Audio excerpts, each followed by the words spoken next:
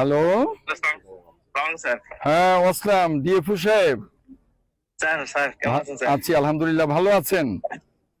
আছি স্যার আলহামদুলিল্লাহ স্যার। আচ্ছা, তাহলে নিশ্চয়ই আমি ভালো থাকি, আমার সখীপুরবাসী ভালো থাকে, তাও নিশ্চয়ই চান।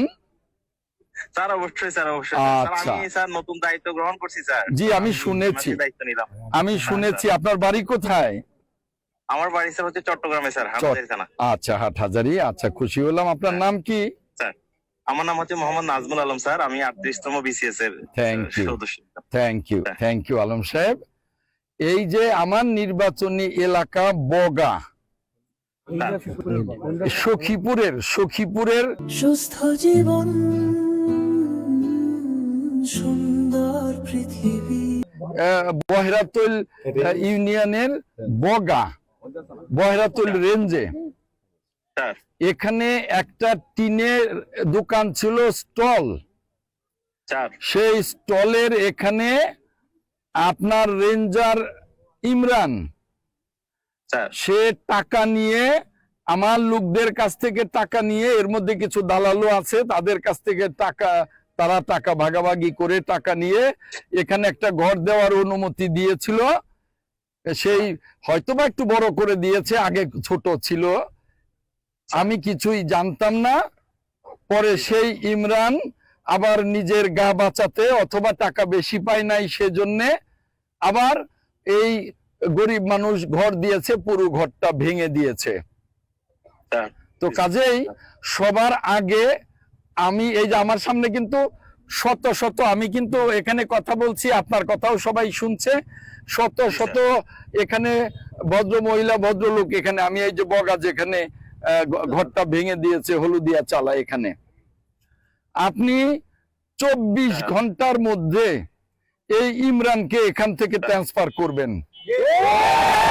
24 ঘন্টার মধ্যে আপনি করবেন, এটা আপনার কাছে আমার অনুরোধ রইল, মন্ত্রী হিসাবে, এইখানকার এমপি হিসাবে। আর দ্বিতীয়ত হলো, এইখানে যাকে নতুন করে দেবেন তাকে বলে দেবেন যে আমি যতদিন ইনশাল্লাহ এমপি আছি, আমার এলাকার মানুষকে আমি হয়রানি হতে দেব না, হয়রানি করতে দেব না, এটা পরিষ্কার করে দেবেন। এবং যাকে দেবেন সে যেন আমার সাথে যোগাযোগ করে, আমি তাকে গাইডলাইন দেব যে আমি কিন্তু এই আতিয়া বন আইনের বিরুদ্ধে আন্দোলন করেছি অনেক বছর, এবং তারা আশায় বুক বেঁধে আমাকে ভোট দিয়েছে, অতএব কাউকে আমি হয়রানির শিকার হতে দেব না। তবে যতক্ষণ পর্যন্ত এই আইন আমি বিলুপ্ত করতে না পারি, ততক্ষণ পর্যন্ত এই 62 আরোয়ারে যাদের বাড়ি ঘর আছে তারা ওই পুরনো বাড়ি ভেঙে নতুন বাড়িও করবে, বাধা দেওয়া যাবে না। কারণ বাড়ি ভেঙে গেছে, নতুন করবে, সেখানে তো ওই নতুন না করলে তো আরো 20 বছর ওখানেই থাকতো, কেউ তো কিছু বলতো না। এক শ্রেণীর দালাল তৈরি হয়েছে, তারা ফরেস্টার রেঞ্জারকে বলে যে এই যে নতুন ঘর দিচ্ছে, তারপরে বলে টাকা দেওয়া, তো টাকা দিলে ঘর দিতে দেবে, বিল্ডিংও দিতে দেবে, আর টাকা না দিলে লগে লগে মামলা। ওই ইমরানও বলছে মামলা করবে, কত বড় স্পর্ধা ওর। আপনি ডিএফও সাহেব 24 ঘন্টার মধ্যে ওরে এখান থেকে তুলে নেবেন, এবং একজন ভালো মানুষকে এখানে দেবেন, যারা আমার জনগণের উপরে কোনো অত্যাচার করবে না।